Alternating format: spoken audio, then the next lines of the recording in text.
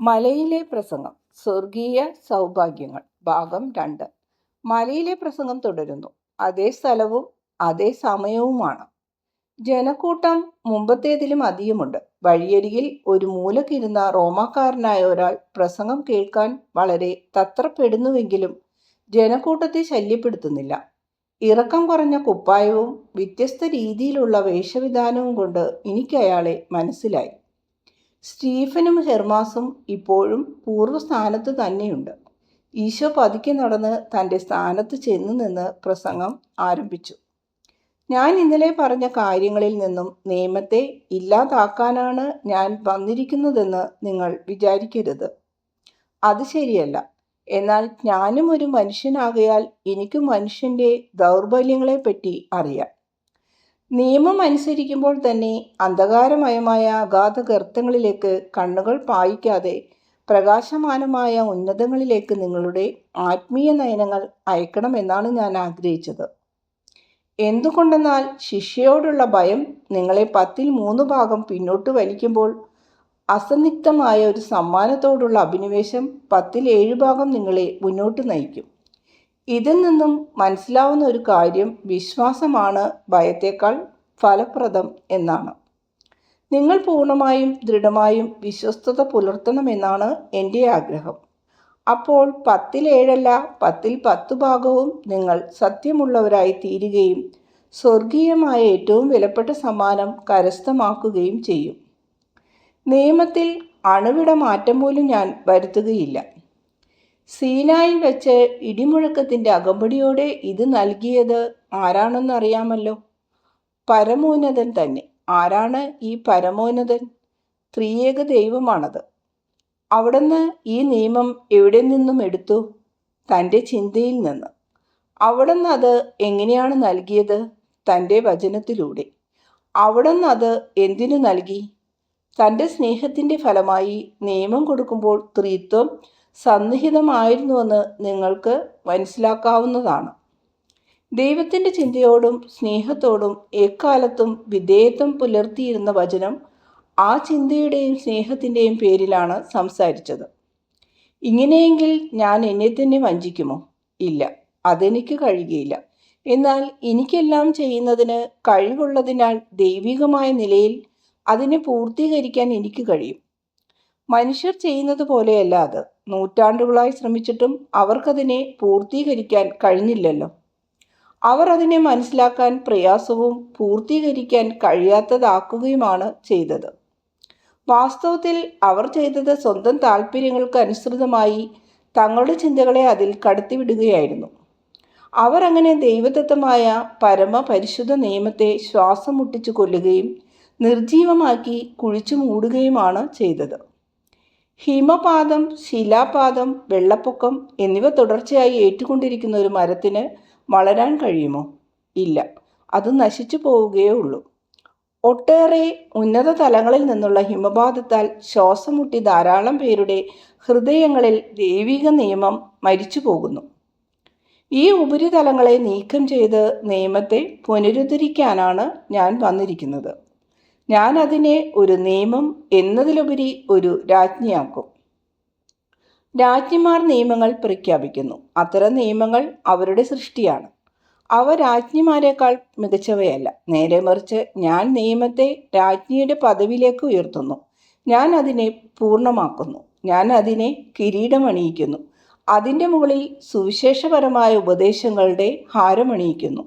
നേരത്തെ ഇത് കൽപ്പനയായിരുന്നു. ഇപ്പോൾ ഇത് കൽപ്പനയിലും വലുതാണ്. മുമ്പ് ഇതൊരാവശ്യമായിരുന്നു. ഇപ്പോൾ ഇത് വെറും ആവശ്യത്തിലും വലുതാണ്.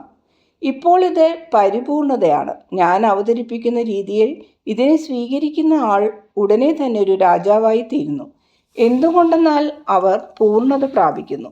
കൂടാതെ അവനിപ്പോൾ അനുസരണമുള്ളവൻ മാത്രമല്ല, ധീരനും കൂടിയാണ്. ഒരു മനുഷ്യന് പ്രാപിക്കാവുന്ന പരിശുദ്ധിയുടെ പരമകോടിയിൽ അവൻ എത്തിച്ചേരുന്നു. മാനുഷികമായ എല്ലാ മോഹങ്ങളിൽ നിന്നും പരിഗണനകളിൽ നിന്നും വിടുതൽ പ്രാപിക്കുന്ന അവൻ ധീരതയോടെ സ്നേഹിക്കുകയും അതനുസരിച്ച് പ്രവർത്തിക്കുകയും ചെയ്യുന്നു. സ്നേഹവും ദിവ്യ അഭിലാഷവും മൂലം ദൈവത്തെ മാത്രം കാണുകയും മറ്റൊന്നിനെയും കാണാതിരിക്കുകയും ചെയ്യുന്നവൻ ഒരു വിശുദ്ധനാണെന്ന് ഞാൻ പറയും. അധമമായ കാഴ്ചകളാൽ തൻ്റെ ശ്രദ്ധ തിരിഞ്ഞു പോകാത്തതുകൊണ്ട് അവൻ്റെ കണ്ണുകളും ഹൃദയവും പരമ പരിശുദ്ധമായ പ്രകാശത്തിൽ മാത്രം ഊന്നിയിരിക്കും. അവൻ കാണുന്ന ആ പ്രകാശം ദൈവം തന്നെയാണ്. ദൈവത്തിലെല്ലാം അടങ്ങിയിരിക്കുന്നതിനാൽ നിരാശ്രയരായ സഹോദരന്മാർ സഹായം അഭ്യർത്ഥിച്ചുകൊണ്ട് തന്നിലേക്ക് കരങ്ങൾ നീട്ടുന്നതും അവന് കാണാം.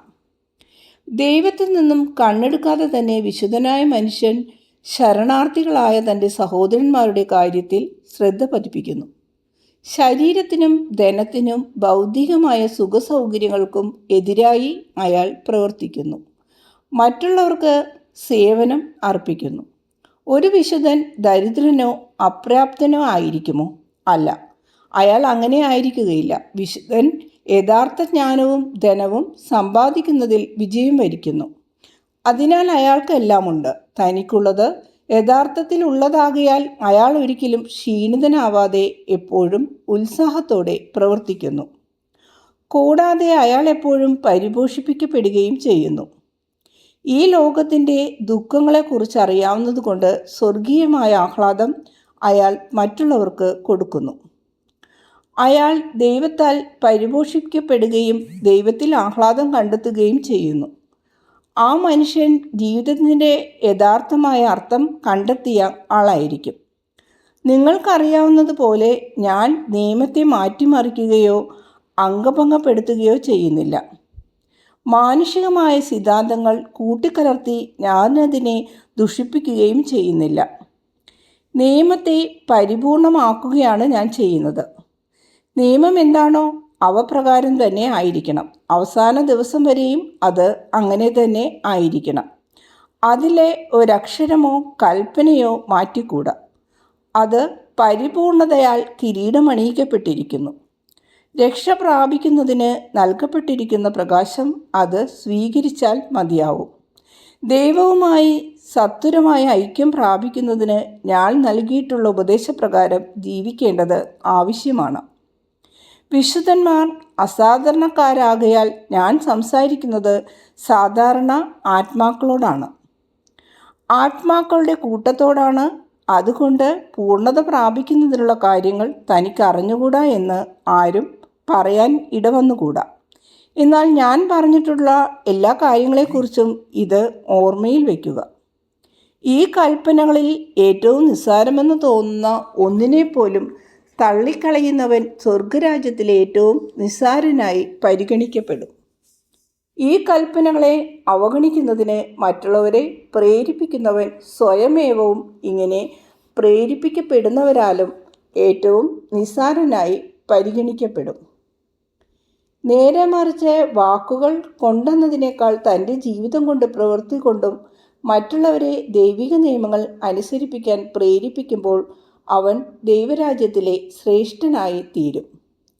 അയാളുടെ മഹത്വം ദൈവികമായ കൽപ്പനകൾ അനുസരിക്കുന്നതിനും അങ്ങനെ സ്വയം വിശദീകരിക്കുന്നതിനും പ്രേരിപ്പിക്കപ്പെട്ട ഓരോരുത്തരാലും വർദ്ധിച്ചുകൊണ്ടേ ഇരിക്കുന്നു. ഞാൻ പറയാൻ പോകുന്ന കാര്യങ്ങൾ പലർക്കും രുചിക്കുകയില്ലെന്ന് എനിക്കറിയാം. എന്നാൽ ഈ കാര്യങ്ങൾ എനിക്ക് വളരെ ശത്രുക്കളെ ഉണ്ടാക്കുമെന്ന് അറിയാമെങ്കിലും എനിക്ക് കള്ളൻ പറയാൻ സാധ്യമല്ല.